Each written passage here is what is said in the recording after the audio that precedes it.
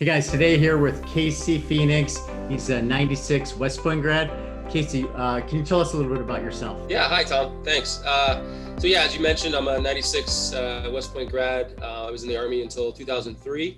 And then really since 2003, I've primarily been in med device sales and sales leadership in various companies in leadership roles up until my current role. And I'd love to get into it, talk more about that. Cool. So we started talking a few months ago when you went through a big resource action or layoff at your company. Can you tell us a little bit about what was happening and what was the impetus for us to start our discussions? Yeah, absolutely. So I left the company I was with last fall, about this time, actually in October of 2019, to go to a startup, a smaller company.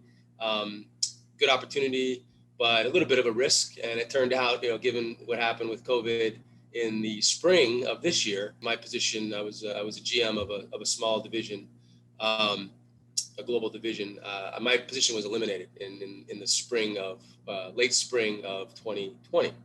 So I found myself in a unique spot for me, and never having been unemployed really in my career, in my life. So I reached out to, I kind of used my network, what I thought my network was at the time, which I thought was pretty big, and really spent the next month or so reaching out to people. And after about a month, still unemployed, I got introduced, I think, to you through a colleague, and that's kind of how our relationship started. I understand that you were at Medtronic for about 10 years, and then you took a new position. They had layoffs after about 6 months. What were the main challenges that you were facing when we first started talking? Yeah, I think it was really about, again, a month in, I had reached out to maybe my first level contacts, which was probably, close to 100 people who I felt pretty good about. And, I remember looking at my wife and saying, I still don't have a job, what do I do now? So I thought it was just kind of an eye-opening experience. Granted, it was a very unique time with COVID, so it was probably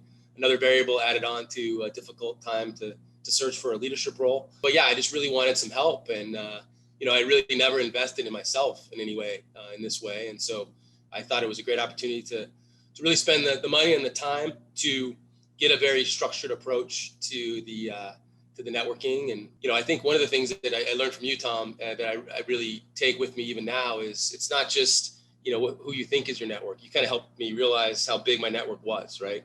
And how to tap that and to really, really utilize it and use it as an engine for future opportunities. And that's really, kind of how I progressed for the next, I guess it was maybe 2.5, 3 months. Yeah. Yeah. I mean, Casey, I was using you as an example with my other clients a lot because you were really embracing the networking process. And I think at some point, weren't you having about 8 networking calls a day?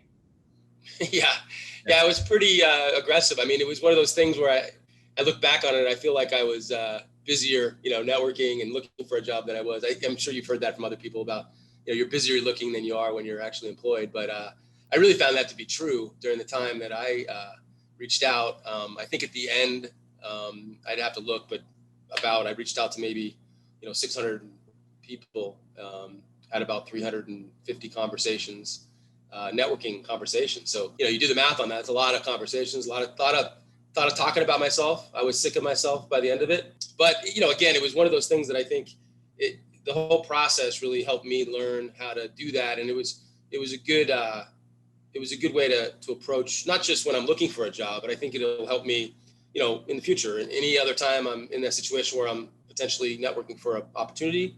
But also I think it can help you just get in the habit of doing it, regularly, even when you're at your current company and very happily employed. It'll help you network internally within your own company or whatever the case may be. So I think it helped me learn a process that I can then take, for the future. So I've used your example with other people, and I tell them, hey, I don't want to scare you, but I have a client that's doing 8 networking calls a day. If you do 1 a day or 1 a week, you're not going to get to your goals that quickly. What would be like the main advice you'd give to somebody who really wants to up their networking game and get to the level where you were? Yeah, I don't think it's really there's no rocket science to it. I think it's really, I've been in sales for a long time, and I've heard you say this, but it really turns into a numbers game. I mean, it's the more people you reach out to, the more people that are going to respond to you, the more people that are going to actually have some type of opportunity to help you and you can help them, right? So unless you can get on the phone or Zoom call or, best case with someone and actually, have the opportunity and the time to give that person a little bit of your background, learn about the other person and, figure out a way that you can help each other, then you never progress, right? And so, and then you can obviously get additional people through every contact you make, and that's how it really grows. So it's really just about, having a structured process. I think, again, one of the other things that I may not have mentioned that I think was helpful working with you, Tom, is just, having, I'm the type of person, I think it helped to have a little bit of accountability, knowing that, hey, I'd really like you to reach out to 50 people by next time we talk, things like that,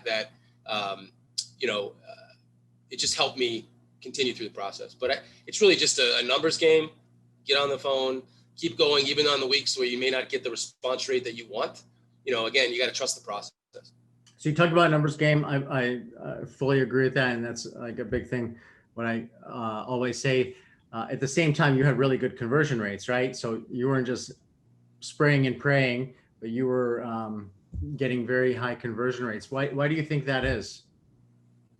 Yeah, I think one of the things, you help me just structure some messages in a way that, you're going to get a good response. I think that's helpful. Having a good message around your story. I'm not going to say I was perfect. I think early on I had some conversations where, quite honestly, if I had to do it over again, I would have maybe structured the conversation differently and probably got better results, honestly. But I think, having a little bit more of a preparation prior to those calls and really kind of honing my own story about, what my background was and what I ran into, more often than not, again, I had a lot of experience.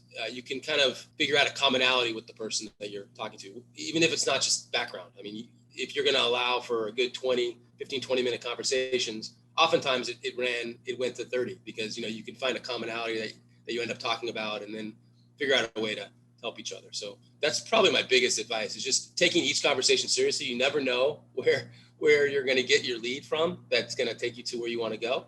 And when you just see somebody's LinkedIn profile, you may initially think, well, this person may not be able to help me and I might not be able to help him or her, but it ends up being an unexpected result sometimes. Yeah, totally agree. So what do you think the impact of the coaching process with CareerNerds was on you and your career? Yeah, I mean, I got my job, so I got a really good regional manager job that I'm really happy about. Happy where I am.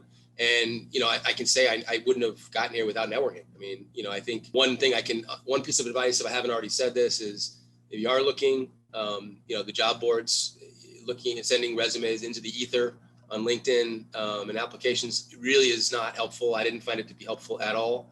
I think it's pretty much a waste of time unless you can couple that with networking to the right person at the company, find the hiring manager or somebody who can lead you to that person. So yeah, it definitely helped me, again, build my network tremendously, which will help me for the future. But ultimately, short-term target helped me find my current position. So. Well, that's great. Hey, Casey, it was great working with you. Any last words you want to say to people watching this video? No, just good luck. I think it's obviously a weird time in the world, but hopefully everyone is where they want to be. And please reach out if you ever want to talk about it, have any advice. I'd be happy to share my experience. Thanks. All right. Thanks, Casey. Appreciate it.